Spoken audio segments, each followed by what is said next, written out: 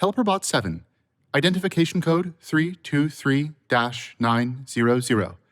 Presenting the following recordings captured on board the U.S. Aquarius 300, taken March through August 2120. Failed scouting mission in search of habitable exoplanets. The ship is off course. Tex, I need a status update. Okay, we're a little off. A little off? Our trajectory has shifted 43 degrees. Did you change the route? I made it better. Show me. It's a good one, I promise. Oh God. That takes us through the black hole. Nora, override and reroute. Overriding and going into manual pilot. That ain't gonna work. The pull is really strong. Use more force. I can't, Captain, we're already at max. There has to be something you can do. We go through. No. We go through. It isn't working. Damn it. You're not gonna be able to turn around. You're not gonna be able to narrowly fly past. I've analyzed every option. Nora, can you send a distress signal to home base? What can they do? Pull us out of a black hole with a net? We're gonna die. We're gonna fly through. That's impossible. I figured it out. Check my math. NASA hasn't been able to get a probe past a black hole, much less a ship full of people. NASA is stupid, and everyone who works there sucks. We go through. Did you do this on purpose? We're gonna make history. You did. We will gather so much data. We will be able to harness so much energy. You've murdered us. We're gonna come out alive. Stop, I need to think. Checking the knowledge base to see if there are any other options. I'll save you the time. There are none. This was a scouting mission, not a suicide mission. Look, the black hole will create pathways to find 10,000 more second Earths. If we make it out alive.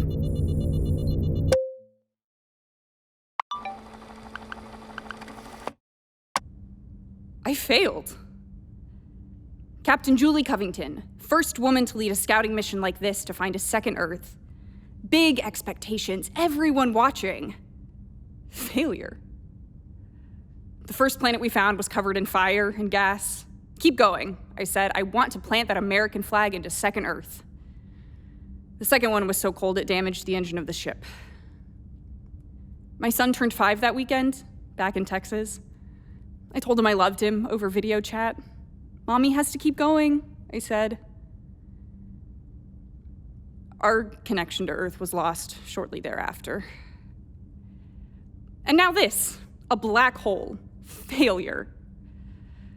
The Navigator says we can make it through, make it back home. He's a felon and a brat, failure. On top of that, the crew is developing cognitive problems, supposedly caused by getting closer to the black hole. Despair, exhaustion, memory loss. It comes and goes. Good days and bad days. Slowly getting worse. I need to remember who I am. My husband and son. Nathan and Steve. Nathan and Steve. Nathan and Steve at home waiting for me. Ice cream after Little League. Holding hands in church. I need to forget the guilty parts. The parts that wanted more than what I had, that let this happen. Failure. Nathan and Steve, Nathan and Steve, Nathan and Steve, I will make it home to you, even if I am turned inside out.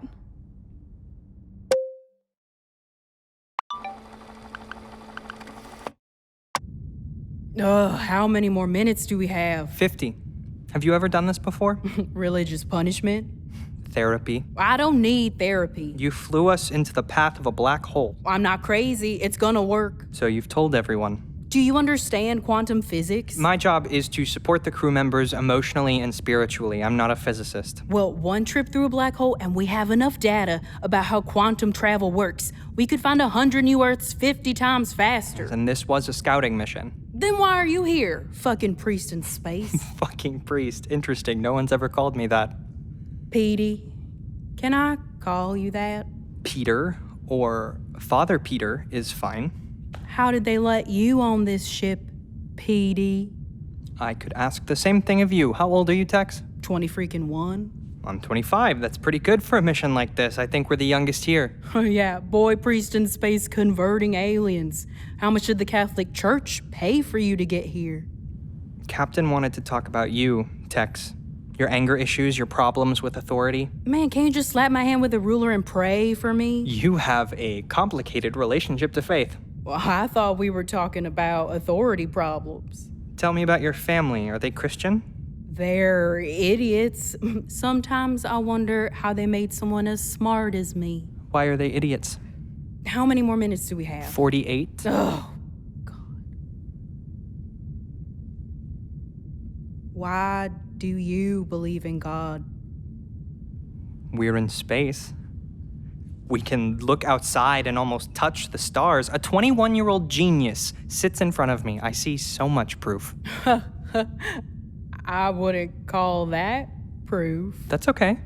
You told the pilot you saw God's face in the stars?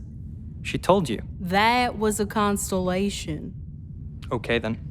Everyone makes fun of you. Do they? Yeah, we're all here because of our graduate degrees and our accomplishments, and you're just like some rich Catholic. Well, God has a plan for all of us. What about the black hole, Was that God's plan? I suppose it will be revealed in time. Oh, easy, easy answer. Okay, we can keep doing this. Making fun of me, my faith. Or we can talk about you. Tell me again how my presence is proof of God.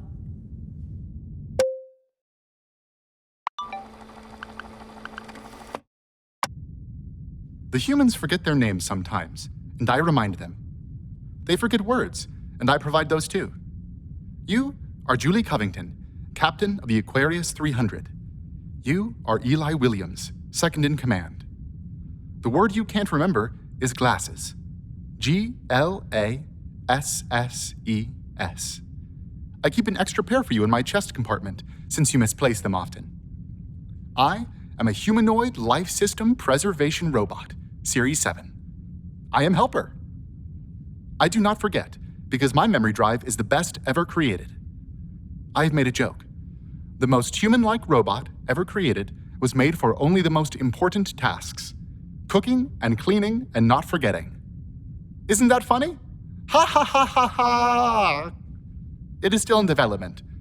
My humor is only at 65% from my calculations, but my facial expressions are at 85%. If I practice, no one will feel alone. When they forget, when we get closer to the black hole, I will not forget the things I was programmed to do, and these things will feel like love. I like this. I like putting blueberries on Captain's oatmeal in the morning. I wasn't programmed to do that, but for some reason, I do. I listen to the humans talk to each other. I listen to them remind themselves of their memories. First Pilot Nora. Do not forget to link up the fuel reserves. Navigator Tex. Do not forget to eat 3 meals a day, or you will get angry. Mechanic Sam. Do not forget to brush your teeth, or take your antidepressants. Everyone, do not forget the first Earth family that loves you. And me, loving you, reminding you what time dinner starts.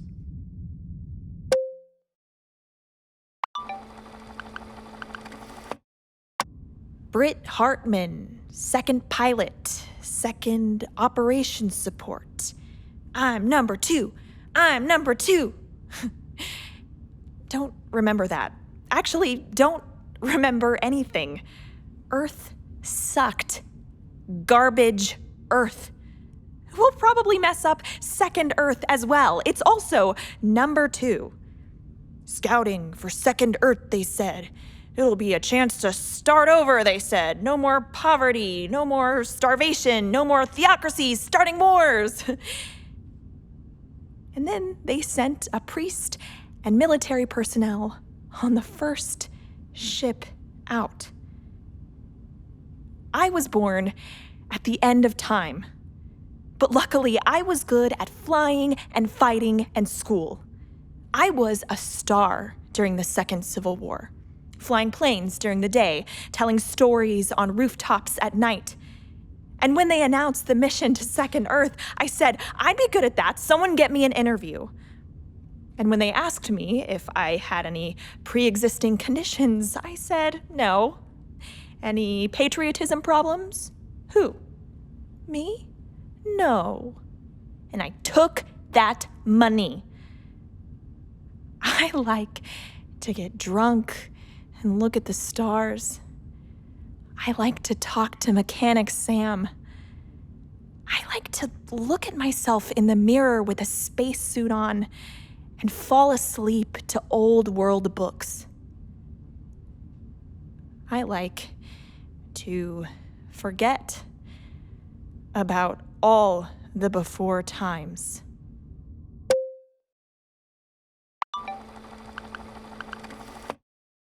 The captain said you were growing tomatoes in your lab. They aren't quite tomatoes yet. I always thought if I wasn't an astronaut, I'd be a farmer. You're doing both. I started a garden in med school. It's important for me. Take care of people, take care of plants. I like that. So, farmer, huh? My grandparents had a farm. I spent a lot of time with them growing up. Amarillo. Amarillo? Looks like another planet.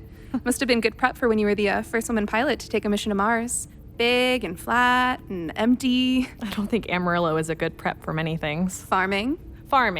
Did you move to Houston for the space program? Space and this friend I had, Mary Beth. Is Mary Beth a pilot? No, she's a housewife, which is fine, but she married an idiot. How dare she? I know. My ex just got married too. Her name was Allie. Mary Beth wasn't my ex. I didn't think she was. You brought up your ex right after I talked about her. It's fine. Just, Mary Beth wasn't my ex. I'm sorry. I didn't mean for that to sound like I was comparing. I was just, it sucks when people you love get married and you have feelings about it. Do you grow anything else except tomatoes? I'd like to try squash. Oh. Going to clear a space in the back for a bed. And I grow some flowers in my cabin. It was my personal project for Second Earth. Well, I can show you if you want. Sometime. Maybe I could help you sometime. I don't know, watering or... I wouldn't want to stop you from living your astronaut farmer dreams. I'd like the company. I should go relieve Britt. You still think that'll happen at this point? Second Earth? The Navigator says that I once know we're what through... Tex says to everyone. I also do his psyche evals. Don't tell anyone I said that. The math makes sense to me. All I have to do is fly us directly through a black hole. You're a fighter. I guess. I've always gotten along well with fighters. Because you're also a fighter. I am a gardener. I should really go start my shift. Fly well. I try. You should come back to hang out, or later, when you're done. I can show you my flowers. I sleep after flying. Or that too. Obviously, most important. But I can.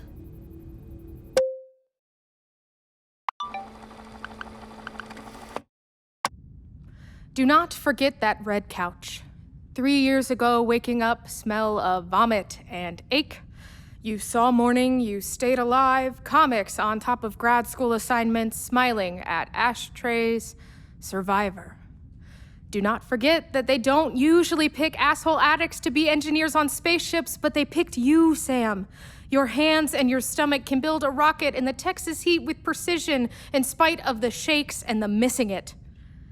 Red couch days, too smart and too poor and flirting with the takeout cashier. Famished. Itching. I hope this changes all of the molecules in me that are hungry, that weren't satisfied with breathing exercises and generic brand pills. Do not forget Sam. You signed your name on that contract not because of big NASA money, but because of life. To stay away from things that make everything funny and warm. Things that punish when they leave you are better now. Do not forget. I thought of a joke.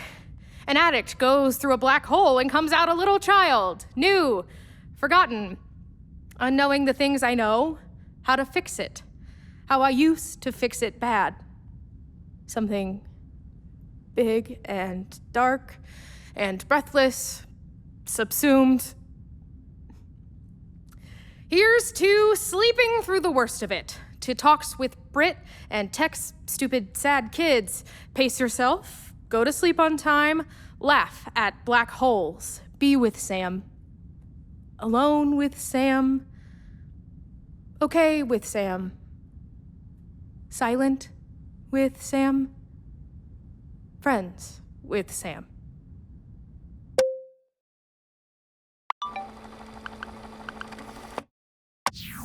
Captain, Commander, I came to check on you.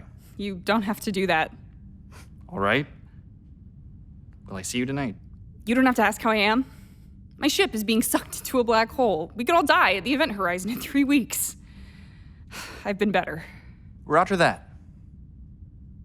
And I'm not coming tonight. You're tired, that's okay. I'm not coming anymore.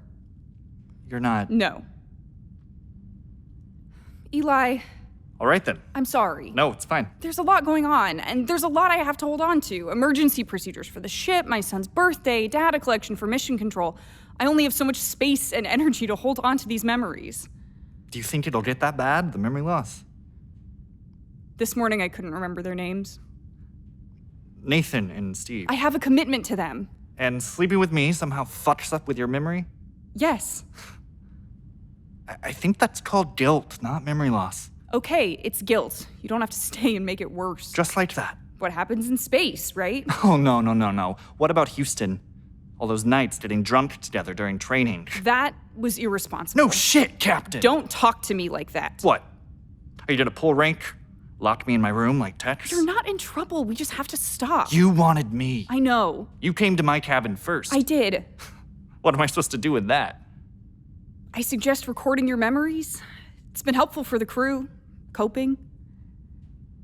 Recording number 1. Dear Diary, the captain fucked me. Again and again and again. I liked it.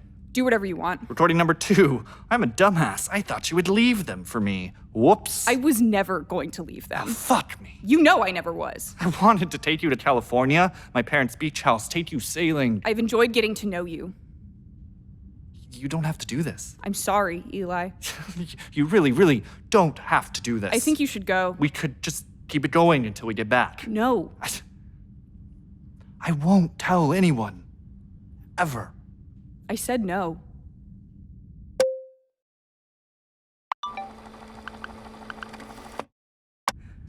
Lord, I need you. Are you listening today? It's been several sessions with him, Tex. Lord, I know faith can move mountains, but has it ever moved whole planets? Tex has dug in, and Julie, the captain, worries he's hopeless, but I'm not sure. Our first session, he refuses to sit still and talk, and after that, he has been sharpening his words and mind against you and me.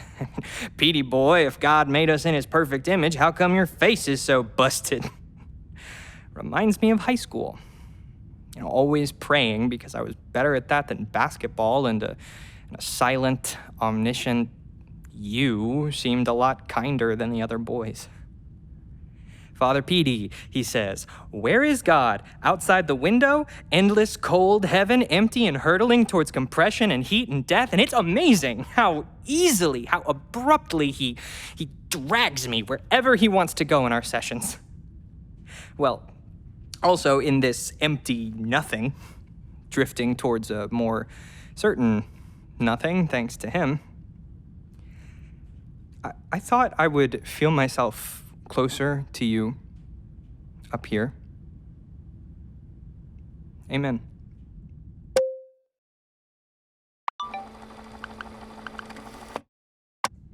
I miss being a stranger to people. At night, colored lights. If you buy me a drink, I will tell you NASA secrets. Yeah, I'm an astronaut. What does your wife do? I'm not sure you would have talked to me at home. Are you kidding me? I know how to spot the good ones. I'm a good one? Yes! You're one of the ones who would have stayed up all night. 5 years ago, maybe. Dancing and drinking and thinking. And crying, you forget. I like the sad friends too. You're not a sad friend? What? And all of the colored lights and I'm an astronaut bullshit. You're never the sad one? Does it seem like I would be? I think both of us are the sad friend. Wow. It's okay because you know you are and I know I am. I have absolutely no idea what you're talking about. Your sadness lived on tall, expensive stools and mine on Scratchy, shitty couches. You're poetic. And you're the sad friend too. That's why you talk to me. Well, you're not irritating. We're both irritating. At times. Okay, sad friend. Will you partake in a little bit of happy with me? What is that? Pure stardust. How did you get that on board? I'm not the sad friend, I'm the sneaky one. Substances are illegal on board. But are you my middle school health teacher? You've had this the entire time? No, I bought it from Father Peter. Jesus. What's your problem? Have you been taking it? Have you operated the ship with it? I know how much I should take. You have. Not really. I don't want to look at it anymore. Are you gonna tell on me? I don't know. Sam! No. It's fine. We're fine. It's in space too. It followed me to space. I'm sorry I brought it up. And now I know you have it. You can have some. Don't tell me that. Please don't tell me that. It's better with other people. Not today. A different day. Maybe. I don't know. A different day. So we don't have to feel it when the ship falls into darkness.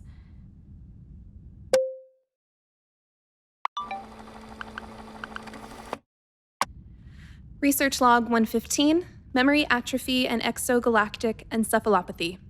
Entry 6.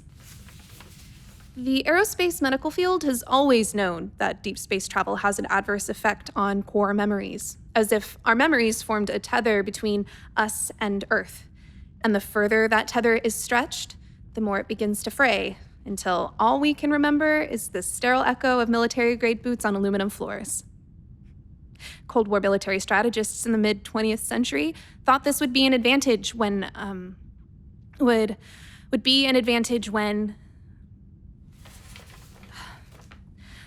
Looking over my notes, it appears our brains are experiencing an inflammation consistent with encephalopathy, altered level of consciousness, inability to speak or understand language, lack of concentration, mental confusion, amnesia.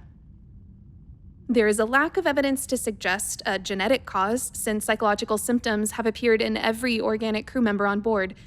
However, the inflammation seems to first affect long-term memory, but less so short-term, so long as that memory is tied to someone the patient cares for deeply.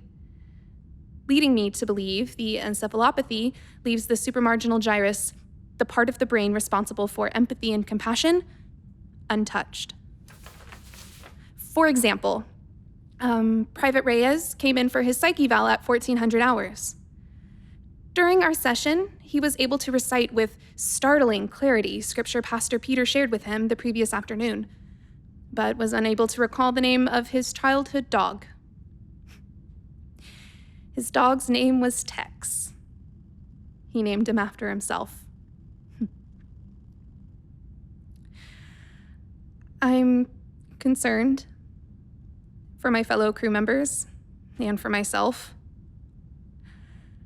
I've found notes on physicals I've given myself over the last several days.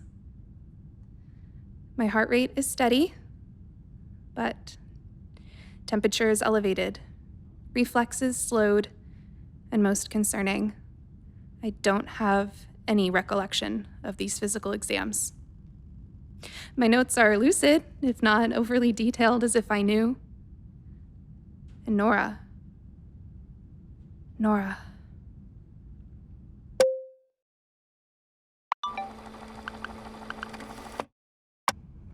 Do not forget your very first flight.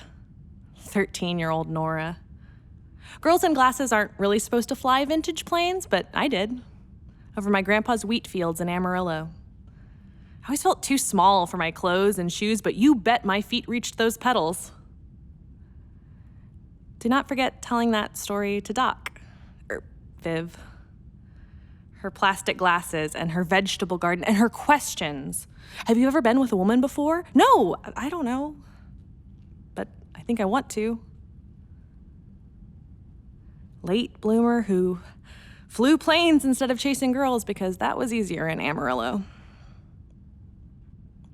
Do not forget how to steer when we enter the inner circle of the black hole. Do not forget to keep the nozzle parallel to the inward force. Do not forget to not grind your teeth. Do not forget to stay conscious.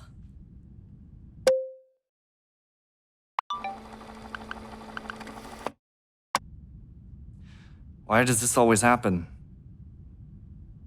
What makes them leave? My older brother, when my parents died, dropped me off at that boarding school in Northern California. You could join the military after this.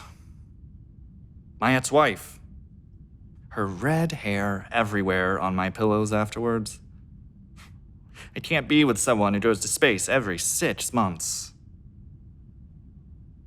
Is it because I'm quiet? Vacant? Unfeeling? Maybe after this mission, you'll let me buy you a drink. We can do it for real. No. Again, no. I'm open to whatever. I'd just like it to last longer than it does. I can go sailing. Alone. I can get a dog after this. I can call that therapist who made the joke about me being a lone wolf. I can save the talk about history and politics and the Second Civil War till the 7th date. Only you get that, Julie. Captain Covington. Sitting too close at training in Houston. Looking at me a little too long. God, I hate how good you are. I hate how quiet I am. The military took my words away and space didn't give them back. My memory is going, but this dream sticks. Getting off the ship, I keep shouting goodbye to you, but you can't hear me. Nothing comes out. Hugging Nathan and Steve instead. I'm ready to be done.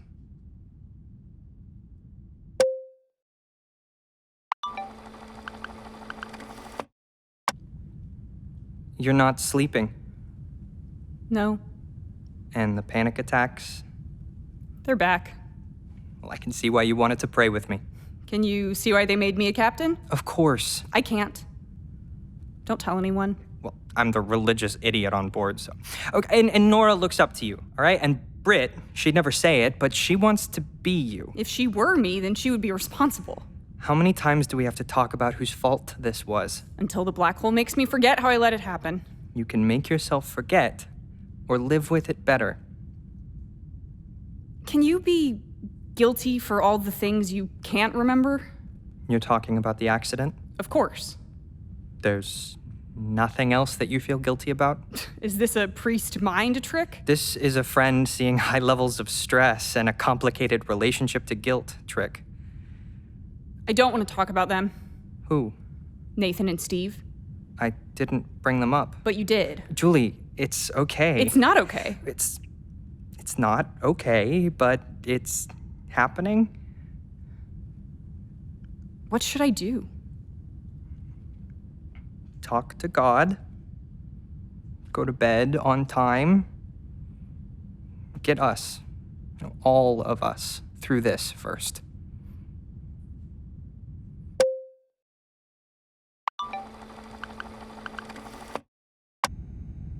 He wants me to try talking to God? Fuck that.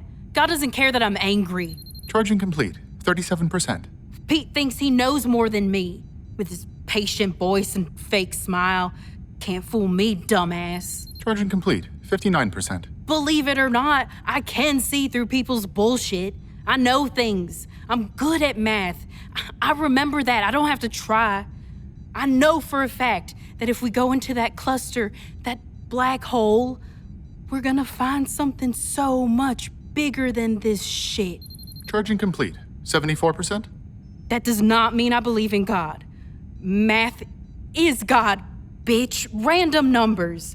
Man, screw Pete with his Leviticus said this. Job was a person. God will forgive you. Smart ass, making my head hurt. No one's done that in a while. Charging complete, 91%. Oh, shut up. I don't mean it like that. Not in a good way. Charging complete, 95%. Ugh, why can't I stop thinking about some dumb priest? Reset complete. Would you like me to play back what you said? No. Delete. Deleting audio recording in 5, 4, 3, 2. Wait. Stop. Is he right? Is there a God? Searching internal library for existence of God. No, delete. Your opinion.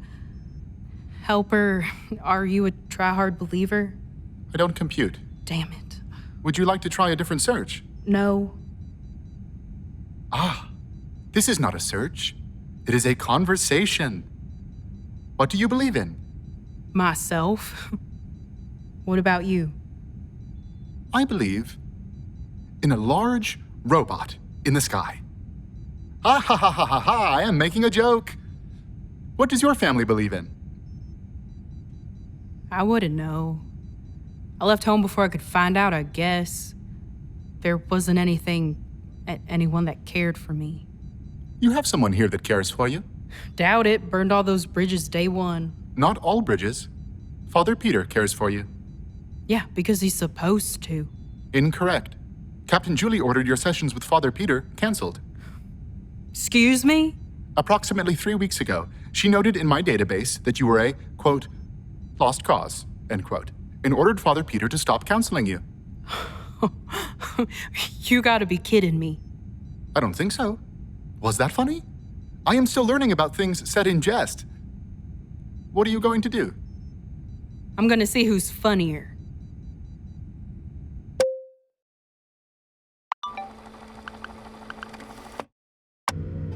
Captain thinks we'll reach the event horizon in 2 weeks. Oh boy. You ready, soldier? I hate it when people ask me that, like I have a choice to be ready or not. Have you been drinking? No, have you? Just checking. Me too. We need to make sure the communications panels can sustain the force. On it. And the blasters. You think we'll see combat in a black hole? I don't know what we'll see. You think we'll see intelligent life? A lot could happen. I'd rather be prepared than not, wouldn't you? We sure need those blasters prepared to kill off any intelligent life we find. Hey, careful. They told me this job wouldn't be like the war. You were good at war. So were you. We're angry war people. Well, you are. For sure. Hey, I think we're gonna find angels inside.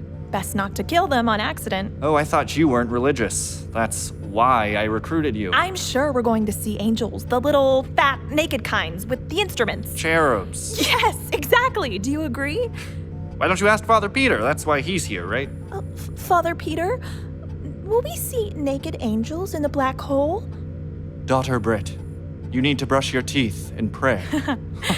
I pray we see meals that aren't made by robots in the black hole. And the ship stretches and grows so that I can do jumping jacks in my cabin without hitting my head.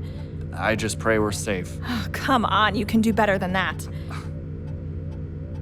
I pray for bourbon. Yes. Oh, I pray I see a big, fat pay raise in that black hole. I pray I see my future beach house. I pray I see a vintage Mustang and hats of all kinds. You know, sometimes I think to myself, after this is all over, I'm gonna change. I'm gonna become a hat person. I pray I see my brother. I pray I don't see my brother. I pray for a healthier Earth so that us angry war types aren't needed anymore. I pray I'm not such a jerk on the other side. How much of ourselves do you think we'll forget? My understanding is that the memories come and go, and the self is, I don't know, more yourself. Well, shit. Does that scare you?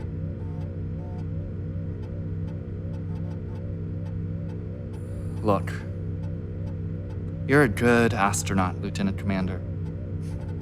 You were made for space. Thanks. Glad I'm good at that.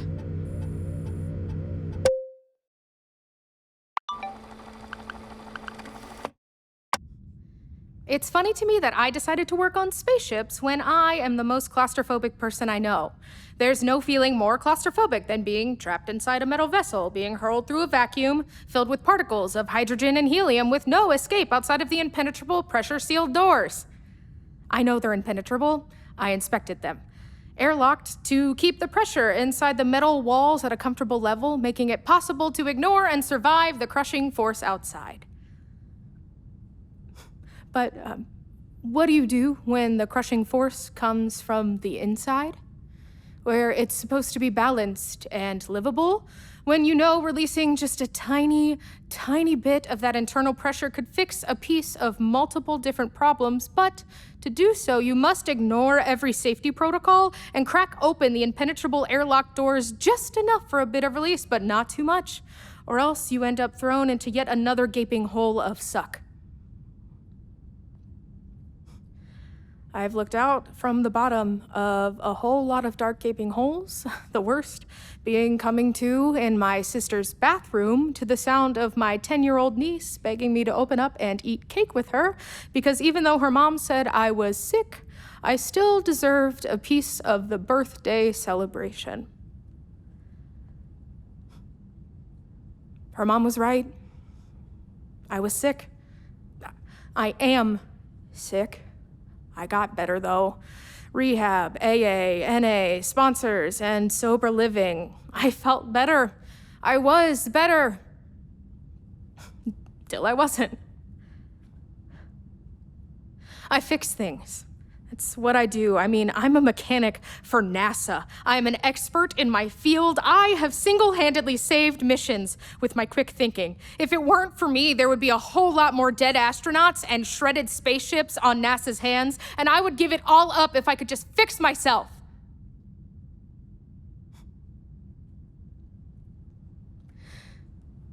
I can't fix myself, but I can release the pressure. Just a tiny, tiny bit. Britt's room. Second drawer from the bottom, back left corner. Release.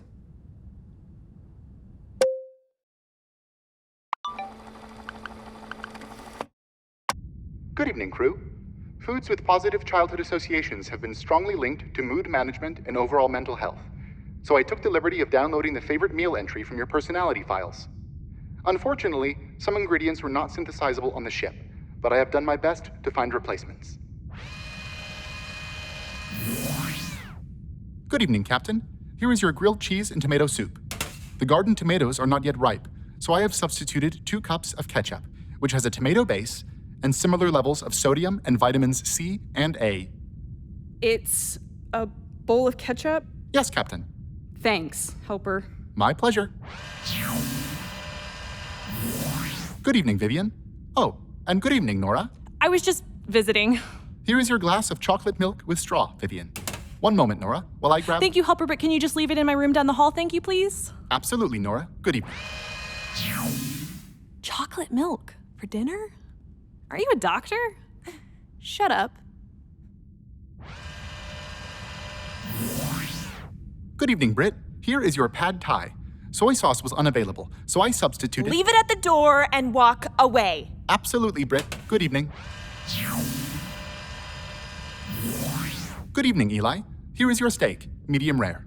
Steak sauce was unavailable. Let me guess, you substituted ketchup. No, but would you like me to bring you some? No, that was a joke. I thought I cranked up your humor patch. Now, get the fuck out of my room. My pleasure. Good evening, Sam. Here is your cheeseburger with fries. What did you say? Fuck, What? Sam, your speech pattern is significantly deviated from the baseline. Are you in need of medical assistance? Don't fucking touch me! I will leave your meal on the table. Please see Dr. Vivian if you require attention. Oh, I require attention, all right. We all need some fucking attention! Good evening, Father Peter. Here are your chicken enchiladas.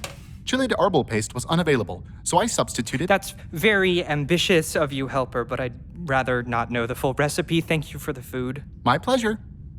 Wait, May I ask why chicken enchiladas? It was listed as a childhood favorite meal in your profile. It was? I don't remember writing that. Would you like me to update that entry in your file? No, it's fine. I'm sure your cooking will take me right back to when I ate them or to where I ate them. Good night, helper. Good evening, Tex. Here are your chicken nuggets. No substitutions were necessary. Sick. I love nugs. Why does my pad thai have ketchup in it?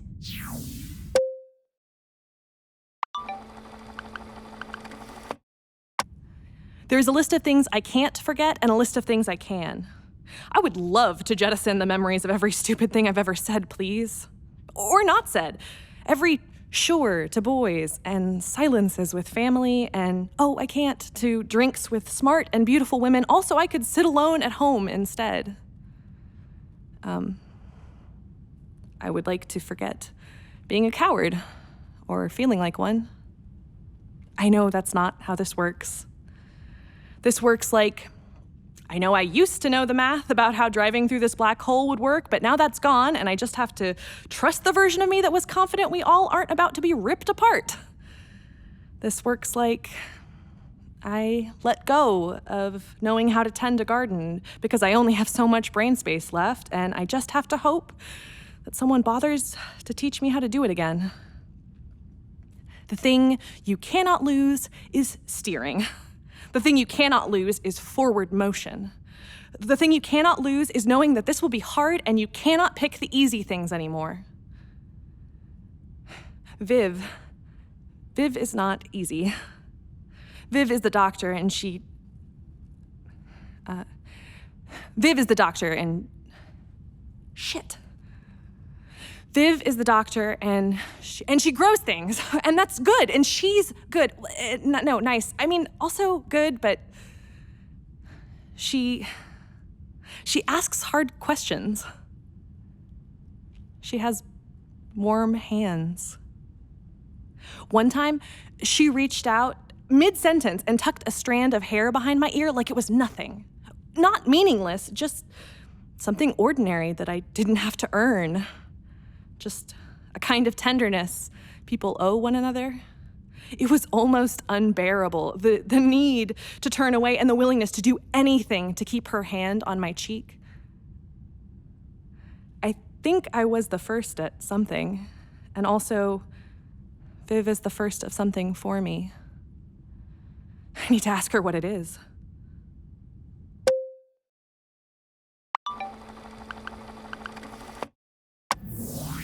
Doc? Whoa! What happened? Are you sweating? Lie down. I'm sorry. Jesus, your pulse is racing. I slipped. You fell? I'm sorry, it was just a little bit, and I'm sorry. Did you take something? It was only a little. I didn't think. It's okay. Tell me what you took. I don't know. You don't? Where did you get it? It was Britt's. Britt? Okay, what did it look like? Don't tell Captain, please. I'm so Hey, sorry. I won't. Hey, just breathe with me, okay? Deep breath in.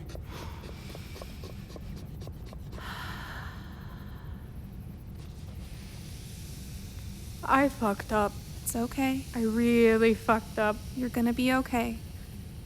Am I dying? We're gonna fix you up. We're gonna get through this. Now, are you sure you don't know what you took?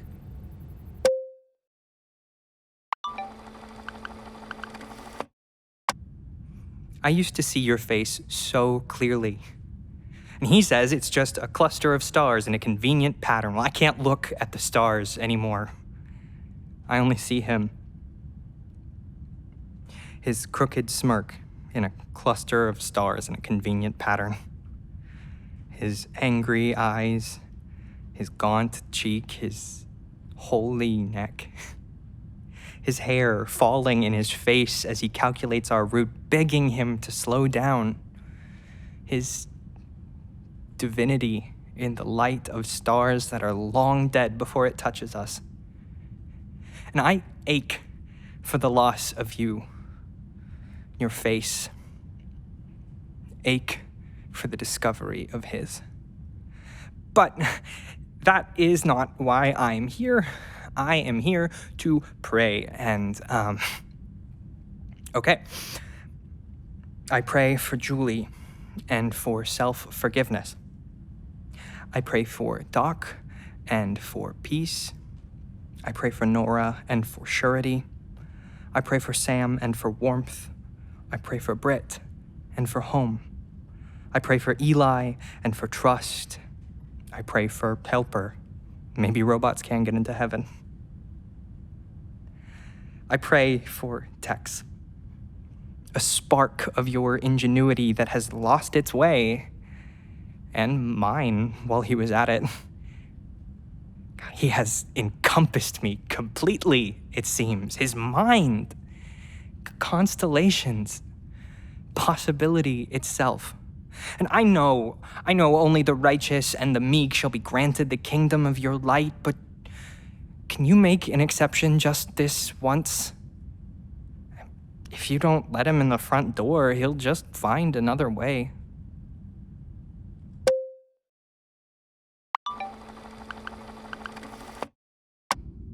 Hi, is this a bad... Oh, you're... Sorry, I forgot how... Sorry, it's hard to remember what people look like. I mean, I recognize everyone when I see them, but when I'm away for even more than a few seconds, my brain can't hold on to faces, and yours is very... good. Sorry, you're busy. No, I mean, yes, but it's, are you here for You're the doctor. Yes, I'm the doctor. Are you okay? Are you here because you need medical attention? I mean, probably. Who doesn't at this point, but that's not why Everyone else calls you Doc, but when I think of you often. My brain says Biv. That's strange, isn't it? Do you want to sit? No, I'm good. I don't know the rules to soccer anymore or which of my grandparents are alive. Every year of grad school's a fucking abyss. Slow down. For some reason, the names of your plants, the way you make your tea, you telling me how you and your mom took a beach trip every summer, even though you're afraid of the ocean. All these memories are crystal clear, undiminished. And I know I'm nobody to you and that this is the world's most inopportune You're time. not nobody. You could never be nobody. Stop being nice to me and let me say the dumb thing I need to say. Okay, say the dumb thing. I have all these memories of you, and I would like to make more on purpose. If my atoms are about to be obliterated or spaghettified or whatever, I want to go with the memory of resting my head on the crook of your neck, of hearing your heartbeat, getting lost in the smell of you. Wow. Okay. Yeah, that was really dumb. Yeah, insane that I said that out loud. Feel free to forget this immediately. No, I'm kidding. Stop. I'm so sorry. You were just being so brave, and I made a joke, and I have horrible timing. You're the one I've been writing about. You're all over my notes, in the margins. Your name is carved in the space above my bed, for God's sakes. You're from Amarillo, right? Yes, I think so. You're from Amarillo, which is the Spanish word for yellow and your favorite color. You loved a girl named Mary Beth, and it made me jealous to hear her name. You were top of your class in flight school, the first woman to fly to Mars, and it made me so proud to know you, to want to touch you, to want to know everything about you, even though I can't remember a single thing about myself. Well, you still know how to be a doctor. I mean, you remember some things. Yes, I remember how to be a doctor. I remember if I touch you here and here, I can feel your pulse. And here, I can feel your heartbeat. Have we ever done this before? Who cares?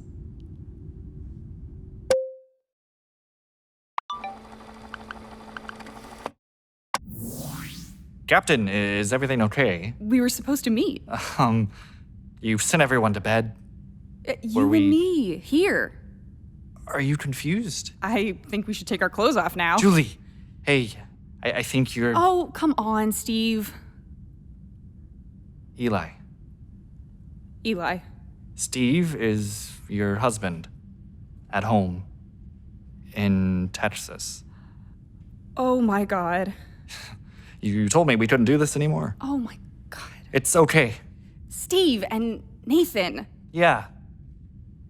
You decided on your commitment to them. I forgot. It's okay. It's not. I forgot them. I was pulled. It felt like I was pulled here. How did that happen? It happens to all of us. Oh, I hate myself. Stop. I do. I'm so sorry. You've fought really hard, you've held it together, and we're so close to the event horizon. I failed at everything. Even this. Even remembering. Nathan and Steve, you remember. Why are you letting me off the hook like this? You think I should punish you? I deserve it. I don't know. I want good karma for the black hole. Maybe it'll show me a different life. One with you. Damn it. I feel pulled, too. Sometimes. What if we don't make it home? What if I lose them when I get back because of this? Shit happens. Try not to repeat. I think I was made for missions and not for homes. I think that's why we did along so well. Try not to repeat. You won't. You'll be better next time, or however many times. I feel like I should give you something. You don't owe me anything. You helped me remember.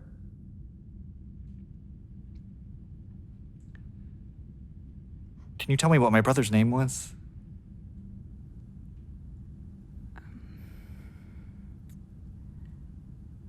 No. I'm sorry. It's okay. You should get some sleep. I remember the name of the beach your house was at. Greystone Island. You wanted to take me sailing in another life, I think. I remember. Thank you. Thank you. Good night, Captain.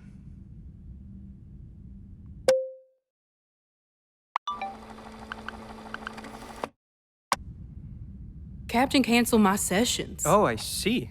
You knew that already. She canceled them a while ago. I'm having a hard time remembering. I don't believe you. I thought you needed them. I wanted to serve you. Liar. I find you intriguing. I'm sorry. Intriguing? Your mind, it's incredible. I'm a huge asshole. I should have told you. I'm sorry. No one spends extra time on me. I did. I wanted to. No, I make your head hurt. I remember that. You told me that. I'm sorry. I make everyone's head hurt my whole life. Well, me too.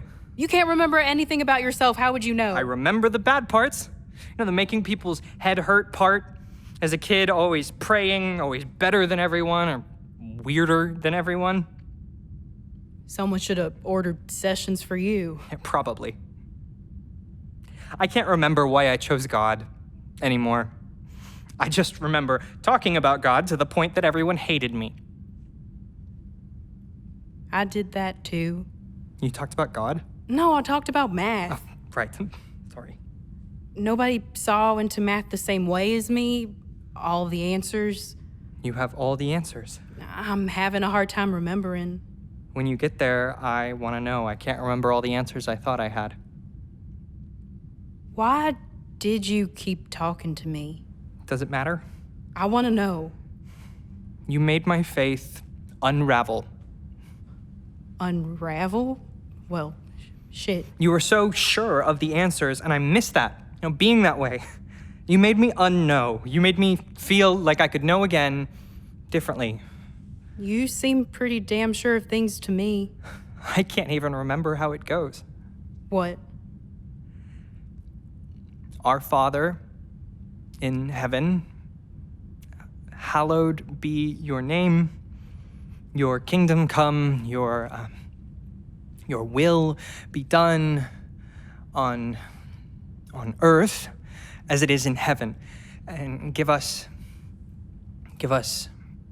this day our daily bread, and damn it. And forgive us our trespasses as we forgive those who trespass against us. And lead us not into temptation, but deliver us from evil. You remember. You remember. What if that isn't it? What if I told you a fake prayer? You didn't. You helped me remember. Okay. Now remind me about calculus. I would give it, calculus, all of it back to you, if I could. Even if it makes me an asshole? Calculus doesn't make you an asshole. You are not an asshole. You like me. I intrigue you. You better not lose your bite. I want you to keep challenging me on the other side. You better write down your prayers so I don't have to remind you. Deal. More sessions then? After this? Conversations. Yes.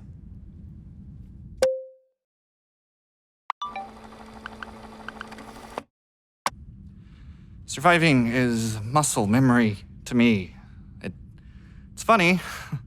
I forget my middle name and my home address, but I still wake up with sweats and flashes of the Second Civil War. I invented ways to stay still during the alarms and the fires, to keep breathing through crash landings. This is a slow kind of trauma, but the tricks are the same. Breathe in. And out.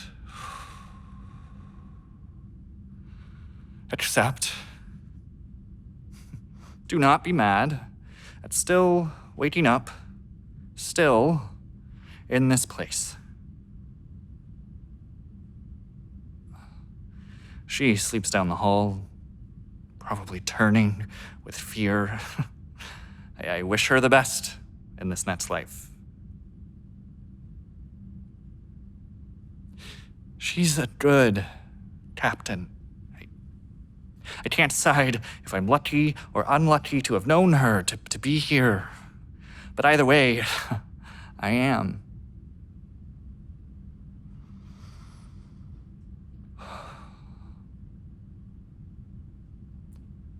After this, I'm gonna retire. I'm gonna sleep for a really long time. I'm gonna see a baseball game. I don't even remember if I was a baseball person, but I think I will be. An early morning run person, a backyard party person, a sleep through the night person. After survival. Before the next fight.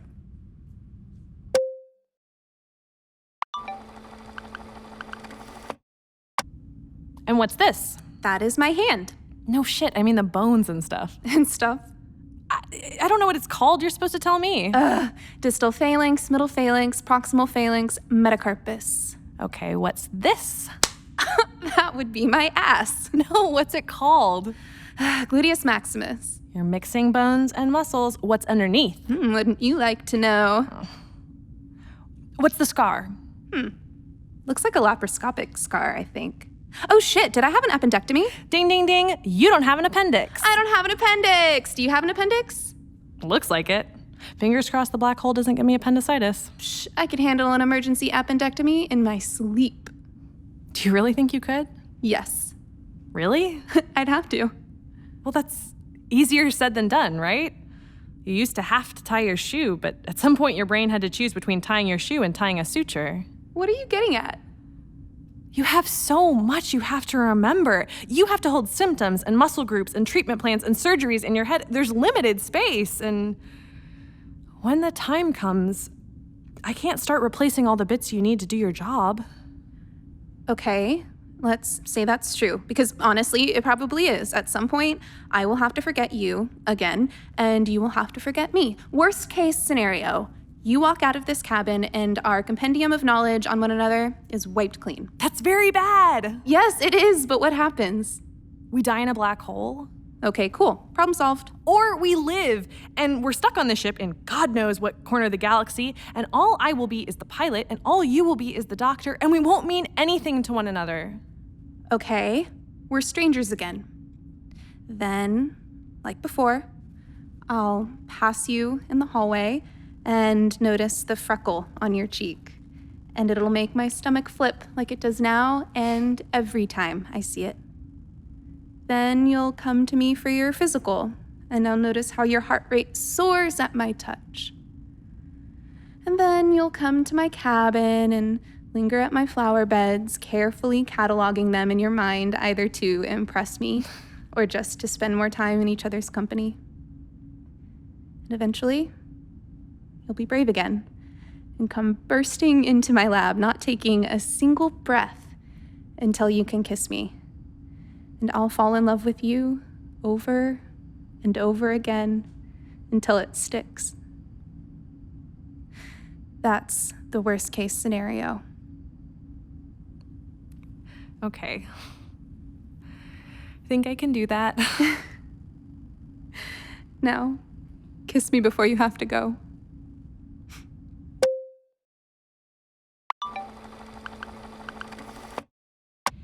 I wish I wasn't here. I know. I wish I stayed home. I wish I was born earlier before we could fly ourselves into death. We're here anyways. Am I fake? Is this fake? Are we living in a fake world? You're real.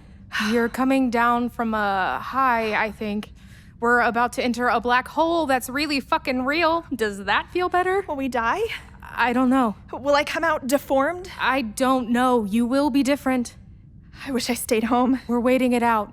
We're taking deep breaths. How are you so good? I have to be. You're white-knuckling it. Enduring. I made it worse for you. No. I did. By bringing that shit on board. Some things will always be harder for me. Always. Like, after this, too. When we make it out, because we will, I will always be the sad friend. The better friend. We should get some sleep before tomorrow. Can you tell me a story?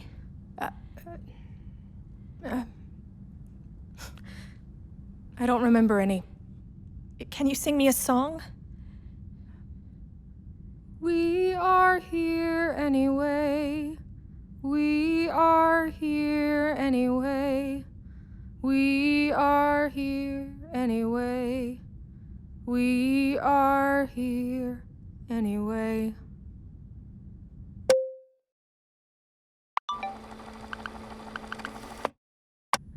The crew sleeps. I watch like a captain should. Or I think a captain should, from what I can remember. A captain watches. A captain forgives and steers in the right direction when all is lost. Almost everything is black. There is a ringing, almost like that song that, I can't remember. Nathan and Steve in Texas.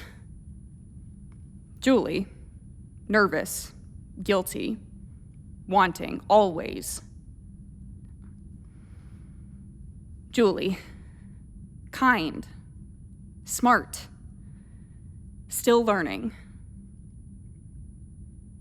Who will I be on the other side? I want to keep enough parts to have something to work on. Always wanting, changing. Julie.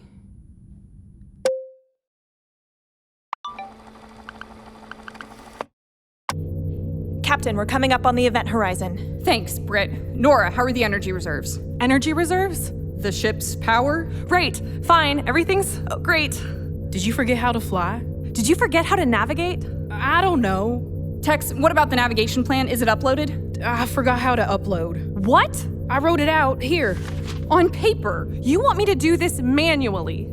T-minus 1 minute to the event horizon. You've got this, Nora. The gamma rays might have shot the nav system anyway. You're the best crew I've worked with. I trust all of you. I love you, Captain. Shut up. Incoming message from Commander Eli in the machine room. With Sam, he says systems are good to go and he's ready to provide backup if needed. Great. And Doc? She's preparing to treat any radiation sickness that occurs. Okay. I think this is it. We're ready. Muscle memory, muscle memory, muscle memory. 30 seconds to the event horizon. Should we say a prayer?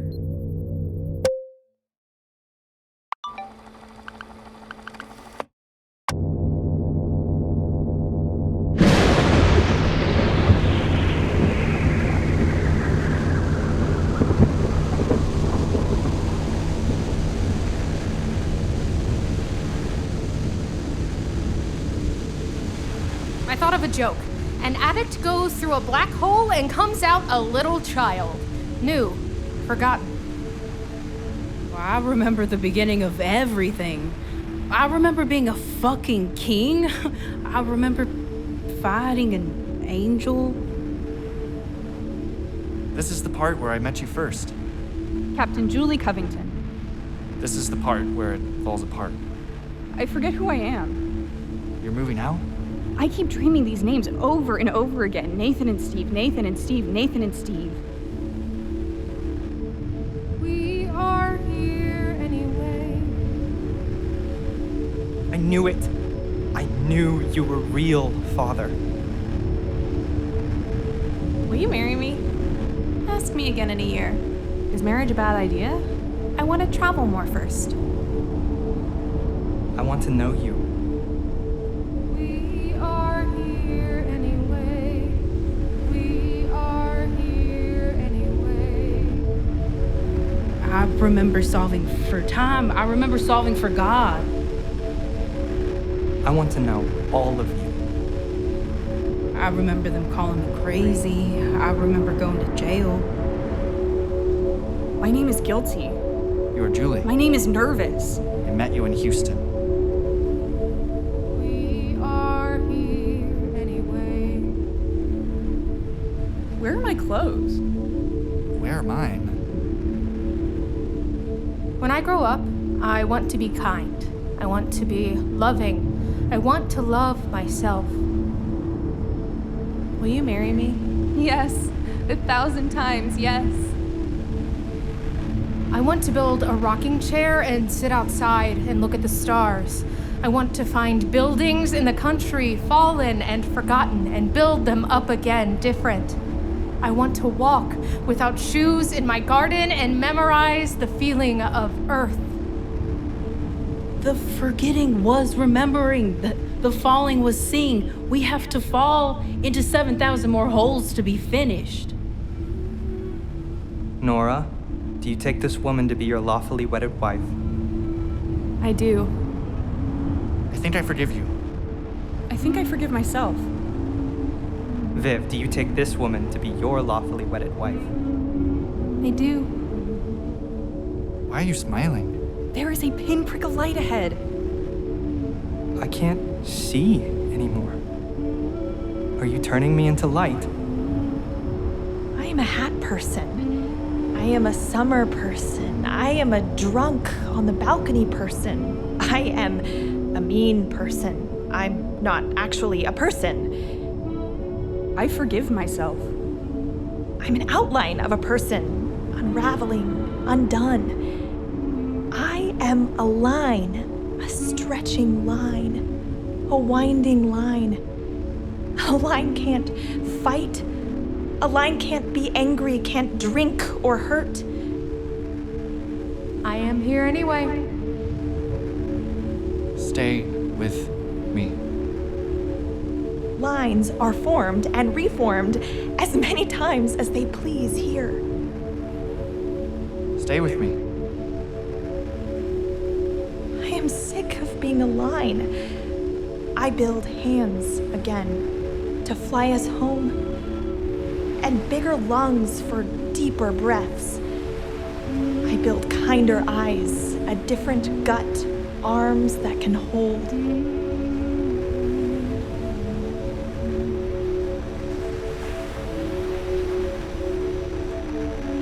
Your hair is turning gray. Yours is turning white. What if I hadn't met you? What if I hadn't met you?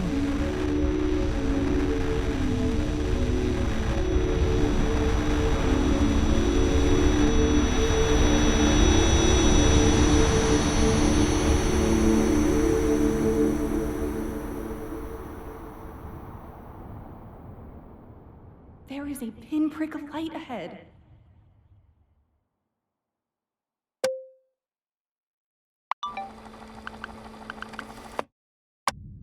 The humans sleep. I feed them oxygen and food through tubes. I send messages back to NASA. We are on the other side, on the way home. If it exists as it did before, we will make a crash landing in the Gulf of Mexico. They will collect the humans, tired and trying to remember. There will be medics and cameras and a world watching. Captain Julie Covington crawling out with her crew. I will be decommissioned, placed in storage with the other robots waiting to be recycled. I will tell them I was the first robot to travel through a black hole. They will clap for me, if they are programmed to do so. I will tell them all the meals I served the humans and all of the data I gathered on their behavior. I will tell them about how some wake up on time and some lay in bed staring at the ceiling. I will tell them how humans make each other laugh, with connections to previous logged conversations and changes in their vocal pitch. Sometimes humans make each other laugh when they display signs of despair. Humans separate their food into little groups and ask each other, "How's it going?" and give the same answer 85% of the time, though their vocal pitch, sleep logs, and facial expressions are constantly in flux. Humans say, "I'm sorry," a lot. But sometimes they do not say it when the situation would indicate its appropriateness. Humans are moved when they pass new planets. Humans make metaphors when they remember Earth. Humans make metaphors when they have logged several alcoholic beverages. I have tried to copy this behavior. Here is my metaphor. Humans are little eggs in a basket. Is that a good one? My metaphors are still at 34%. Humans log each other's eye and lip movements. Humans take in so much data about each other without logging their own analysis of each data point. Humans do not like small spaces. Humans endure small spaces. Humans endure intense gravitational changes. Humans endure low oxygen. Humans endure their least favorite foods. Humans endure conversations with high volume and nights with only 15% sleep. Humans endure mathematical equations they cannot compute. Humans make accidents and endure those accidents. Humans endure long periods in the dark.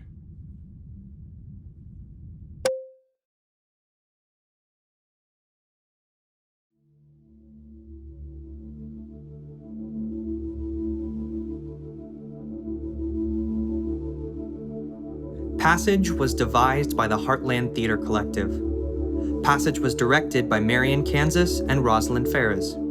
Devisers, writers, and performers include Will Douglas as Eli, Brooke Ashley Eden as Sam, Rosalind Ferris as Nora, Franny Harold as Tex, Marian, Kansas as Julie, Katy Matz as Viv, Ronan Melomo as Father Peter, Nicole Oglesby as Britt, and Brennan Patrick as Helperbot 7. Sound design and engineering by Miles-Foster Greenwood. Graphic design by Daniel Berkowitz. Thank you for listening.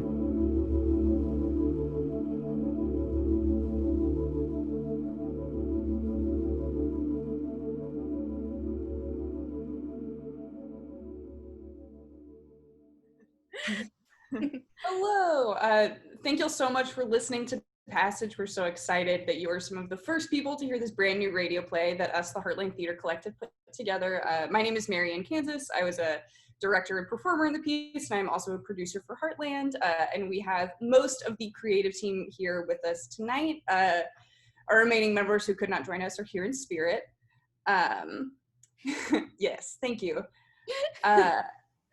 And this was a really wild, unexpected experience. None of us were quite sure how it was going to go. So congratulations to everyone for actually making this beautiful, touching, powerful piece of art in a medium that I don't think any of us have ever worked in before. So yay, Nope. go team! Yay! You did it! Really calling our shot here on how everyone's going to enjoy this.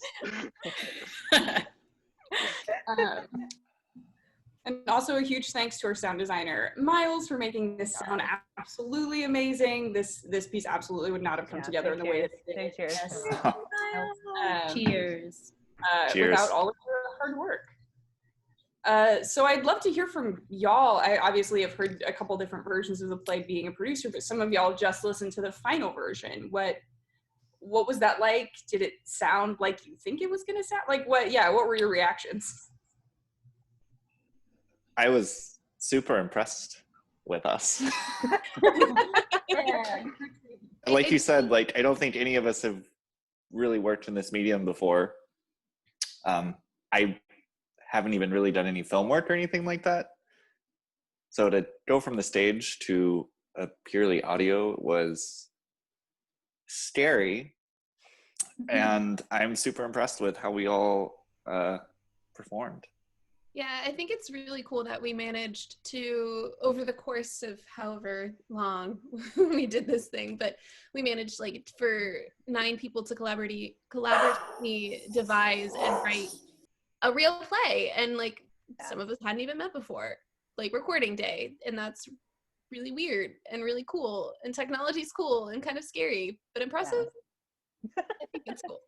Yeah, I think devising through Zoom was new territory for all of us, and devising in general was either very new or pretty new to a lot of us. So I think the fact, that we did it virtually was weird and hard and difficult, but came together. Like it, obviously some unexpected challenges, but I think it was really all worth it in the end. I'm really, really happy with what we did. I feel like it went improbably smoothly. Like right? I really was like girding my loins for there to be a lot more of like, I don't know, like you said girding my loins, preparing myself for like. It's a real phrase. More. It's a real phrase. It's a real phrase. Take it off my back. No, but like I was really prepared for it to be a lot, I don't know, like tiring to be on Zoom and like harder to coordinate people or harder to make it sound like a play with so many chefs in the kitchen, like to sound like one cohesive piece. And I don't know, I felt like it was really successful and it was a really joyful experience as an artist. And like I'm glad I was part of it. Yay.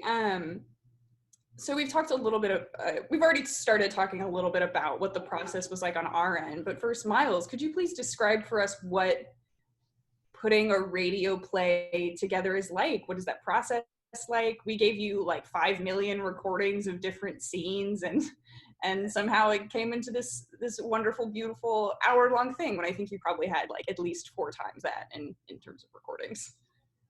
Yeah. So this was a new experience for you guys, and it was also a new experience for me. I work in the film and TV world, so I've never done a radio play either. Usually when I get the material that I work on for a film, it's already been kind of edited and composed to a certain extent by a picture editor, and there's already some sounds in place. And so this time, the first step was recording, of course. And then you guys took great notes when we were recording, and I, put all those takes together and tried to clean up the dialogue as smooth as I could.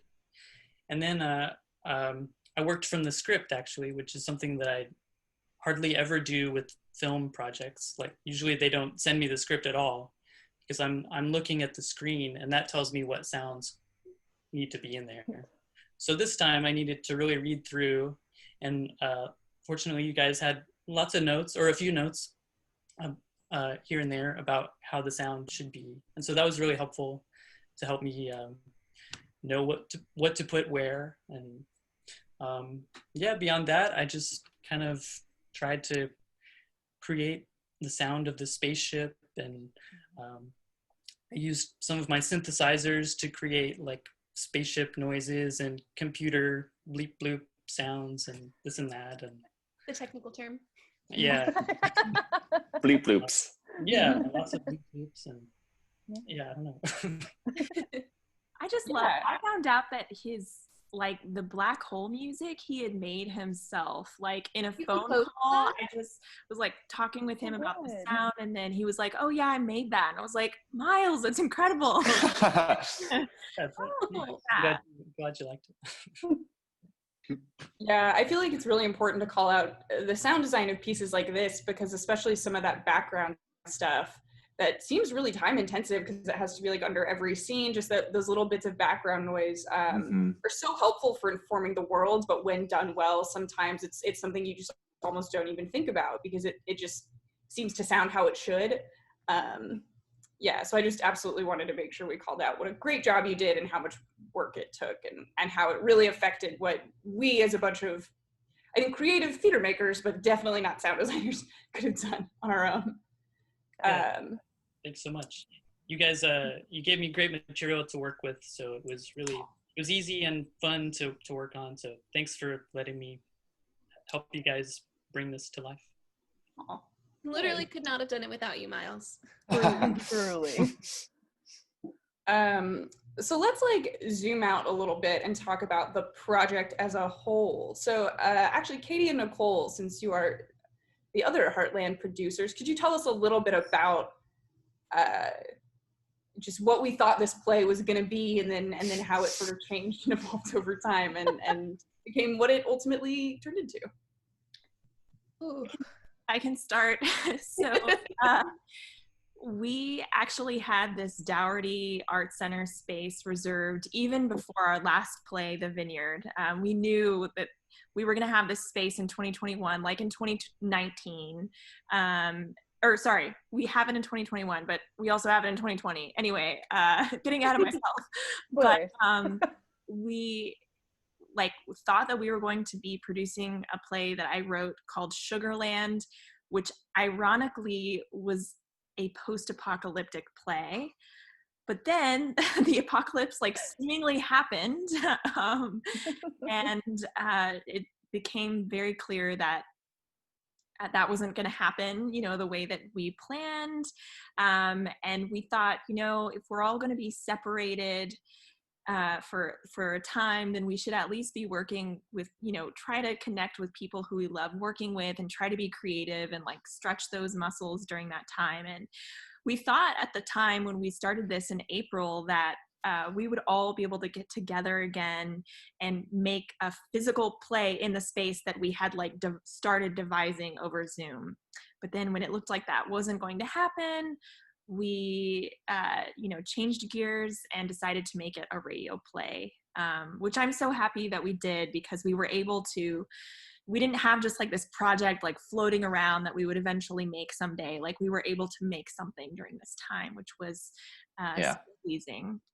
And so much of the fact that we were able to do that, we can credit so much not only to our amazing collaborators, but also our friends at the Dougherty Art Center, who I think everybody's kind of not really known what's going on for the last several months. And they were so gracious in their flexibility and willing to meet with us and just kind of talk it out and see, are we going to do a show? We don't know. Let's just check back in when we know more. And I think their ability and their generosity with us was so encouraging in this process when everything was feeling so dark and stormy, to know that we still had support from the Artist Access Program and our friends at the Dougherty Art Center with Lucy and Lucio and Jefferson.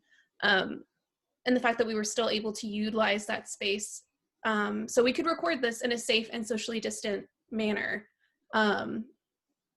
So just all the accolades for our friends over there.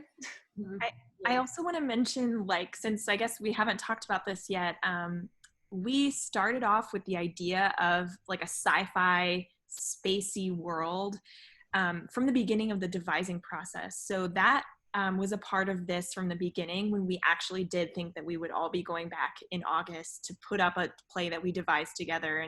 And we chose to create that world because we thought that people would be craving something, much different and, very escapist after, months locked indoors and a very hard world, harsh reality right now. We wanted, something more fantastical.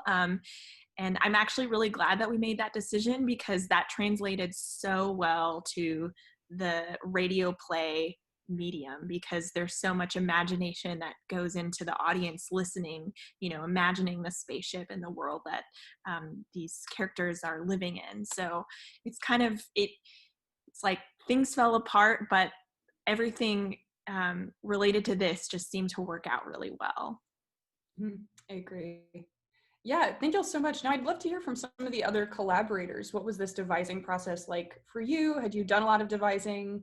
What was the virtual experience like? Yeah, just any thoughts you have. I This is had my first only time done. devising. Oh, Franny. Ladies first. thank you.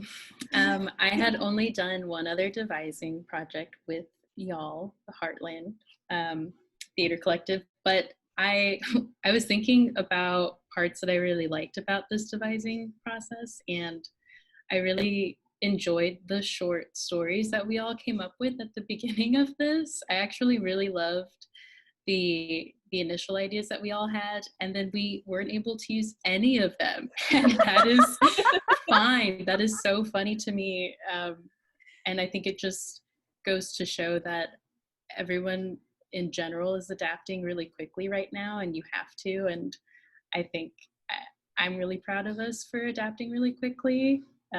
So that was what was really notable to me. Also, at the beginning of this process, Nicole made a presentation, a PowerPoint deck, and one of the slides was like sci-fi do's and don'ts, and one of the bullets said tinfoil equals no, and I still think about that like twice a week.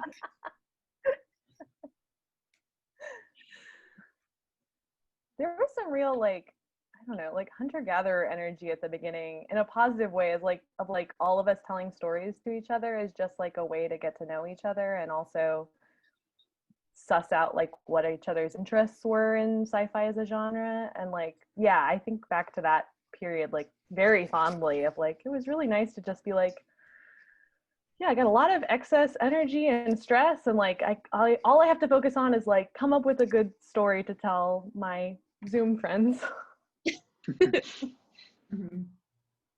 Yeah, the Zoom, I don't want to be a downer or anything, but the Zoom of it all is very tough. You know, it throws off like the rhythm of how you talk and interact with each other, and like so much of what I personally love about like performance is the rehearsal room, you know, and getting to connect with people in the flesh and blood and stuff like that. So, and there is just something a little queasy to me about how basically all of our interactions now with people are mediated through like private technology companies, you know.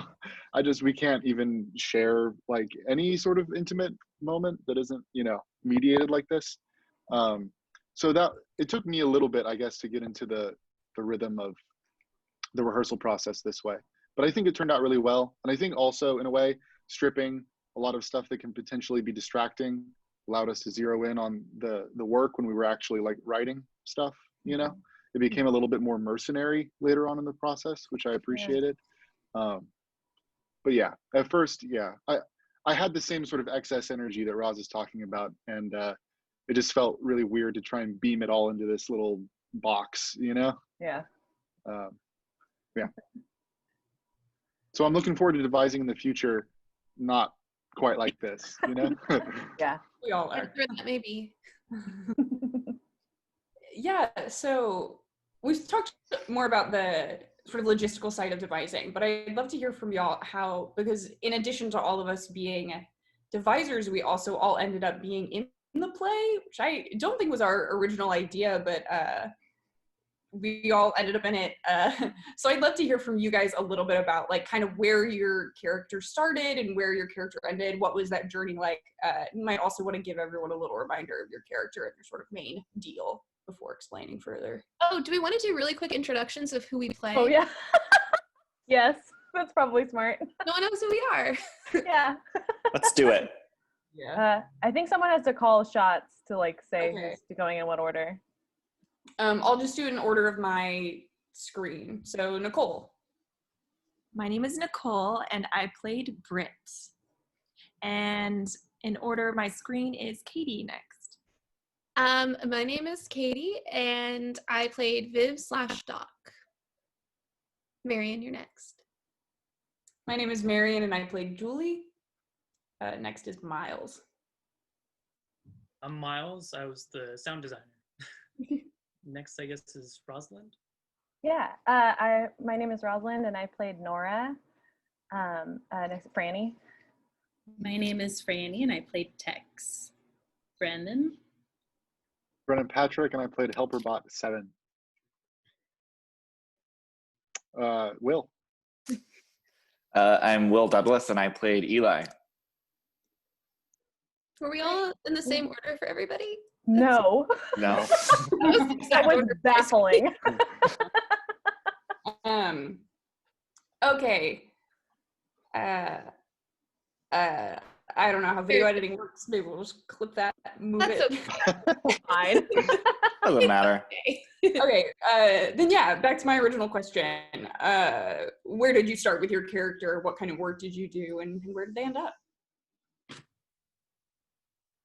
Well, I think it's important to contextualize that Nicole diagnosed us with our characters, which was the funniest thing. It was so great. I loved it so much, but it also was so funny that we came to rehearsal one day and Nicole had names, and she'd asked, we had decided what jobs we would all potentially want on a spaceship, and like ranked our top 3 choices. And then we came into rehearsal one day and Nicole was like, here's your name, here's your job, and here's like your primary like a 1-sentence summary of your arc, and that was like our bouncing off point. And that it was such a smart, like it was just enough information to feel like, because there can be like a overwhelming if you have too many choices, and it was nice to just have like that focus of like, great, I know I have this box of tools, now I have to actually make a story out of it. Yeah, it's also very funny to come to rehearsal and be like, you're a closeted gay, and I'm like, sure.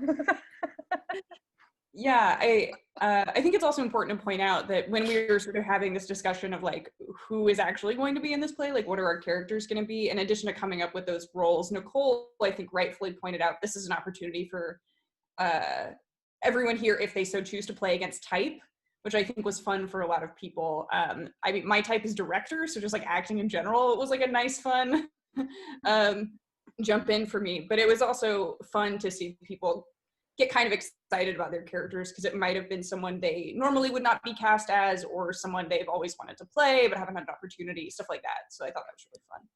Yeah, I remember our first conversation kind of talking about what type of people we would want to play in this, and my first response was not the scientist, because I feel like I just, in my career, I've played a lot of that intellectual scientist-y thing, and it was super fun to get to play a military person who I have never played before. Yeah. And Franny told me she wanted to be a young man. That's right. Like young asshole dude. I did. I famously said that. I wasn't I wasn't there for the meeting where everyone got their characters assigned, sort of. So when Nicole and I talked over phone the next day maybe, and I was just like, well, what is something that I really couldn't play in earnest on stage? So it was a smart ass young guy. I think you could play that with much earnest, though, to be honest. I agree. On stage. Thank you so much. Hey, Miles, if you were to be on a spaceship in the year 2120, I just threw us 1,000 years in the future, whatever. What would your job be? Oh gosh, I guess I would want to be in the cockpit somewhere, like a navigator or something like that. That'd be cool. Nice. Yeah. Clicking all those bleeps and bloops. Yeah. Yeah, Brennan, you're the only non-human character in this show. What was it like developing a robot character? A robot representation is very important to me. You know, I want to see those, elevate those voices. You know, have them be seen and heard. I don't know. I enjoyed it. Yeah, I enjoyed finding the voice, I guess. And then the little extra sauce on top was so fantastic from Miles too. I thought that was really great. Yeah, it was just enough to sort of sell the illusion, I think, you know, for me at least, to my taste. Yeah, trying to find the right avenue for the character to still be personable and empathetic while also seeming like distinct from the other characters and limited in some ways, and maybe more perceptive in others, was fun and interesting, because I didn't want him to just be like an automaton, but I wanted it to seem like his emotional palette had sort of been staked out for him by a higher power, essentially, so that's where I had the most fun. One of my initial things I wanted to incorporate that didn't make it in was I wanted him to be super concerned and fascinated with the crew's bowel movements and use the Bristol stool chart, but that didn't make it in. Oh my God. Yeah. Something that was really satisfying for me in watching the development of Helper, and even the final product, is how Helper is really the kind of the stalwart character, the one that kind of maintains the humanity for all of the characters. And just Helper's monologue at the very end is just so sweet and so human, in a way that's like really heartbreaking for me. I cry every time. And Helper's my mom's favorite character, by the way. The one person who's heard this so far. Yeah. From like a playwright perspective, it's always, when you're doing new work, I just feel like actors own their characters so much. That's one thing I love about like being a playwright and doing new work, is just, it's like, oh, you can just see the love that people have. And I feel like it's like an additional love when you're developing that character with the playwright. But then like this was like that magnified because everyone was also writing for their characters. So there was such intense care and everyone being on the side of their character. And so that was just really beautiful to see, because it's already something I enjoy about all of our processes, and then that was just amplified for this. And so I loved watching all of you love and be obsessed with your characters and go off and write scenes with your partners and things like that. Yeah, that is actually a perfect segue, Nicole. The last thing I want to talk to y'all about is I just would love to hear thoughts on the writing process. A little bit of background, like we've heard little bits here and there before. When Nicole kind of assigned everyone a character as well as our one sentencey description, for the most part, we're kind of paired up with someone that was sort of the main person with which we had a relationship, or might be like our source of conflict within the play, something like that. And then when we realized that this was going to need to be something that we wrote collaboratively, it gave everyone a lot more ownership over their characters, and those relationship pairings ended up being sort of writing pairings. So I'd love to hear from you guys about what the process of writing with another human, maybe someone you had never worked with before in the case of Franny and Ronan, or just what that process was like virtually. Roz and I fell madly in love. We're married. That's very cool for us. Got to know each other's cats very well. And what kind of work did y'all do when you guys, like, especially offline, like outside of our designated rehearsal times, got together to talk about developing a new scene? What was that process like? I mean, with us, I feel like there was a lot of times where like one of us would kind of start a scene where like our character like talked a bunch, and then it was like, I mean, because everyone had such ownership over their roles, like I felt very much like I don't want to put words in Viv's mouth, like. It was a lot of, like if Roz was writing, she'd be like, Viv, talk here and say something like, and then I would come through, and then like rewrite everything and be like, I want you to say kind of the gist of this in your way, and it was usually like Roz would come in and be like, this needs more angst, like she's got to be more repressed. And mine was just like, Viv needs to be more of like a verbal vomit asshole. But it was fun. Yeah. I think one of the really interesting things about the way this process worked out is I feel like each of our like writing pairs had very different processes, which is just fun to see like how everybody else worked. Because I know like Marian, we kind of tackled things more like whole scenes. So I would do like a version of a whole scene, and then I would say like, I would pass that off to Marian and say, hey, what is a version of this scene from Julie's perspective look like? And then we would find a way to meet in the middle, which was really interesting. I mean, it helped my brain more because I can't think about I'm not very good at the intricacies of that. Like I have to think of the whole thing as a whole. Yeah, I think you and I will, because you're an actor and director, and I'm a director. Neither of us are really playwrights. I think we came in with a lot more big picture and that sort of like overall storytelling mode, where sometimes we would like get a scene together and be like, all right, something needs to happen. We need to sort of have this flavor, but like specifically what that is, I don't quite know yet. Like there was a sort of like, we knew what the arc of a scene might look like. We knew where we wanted our characters to end up, but and then we had to dig down rather than like starting with dialogue, which was fun. Having never really written before, it was, I think, a good way to like force myself to try. And obviously we had like not only each other, but this whole group to be like, does this make sense? What do you guys think? Like bounce ideas back off of. So we also got a lot of good feedback all the time from so many different people. Franny, what was it working like? Yeah, with someone you'd never met, or it was really nice. I never met Ronan before, only met him in person for those 30 minutes or so we recorded this together.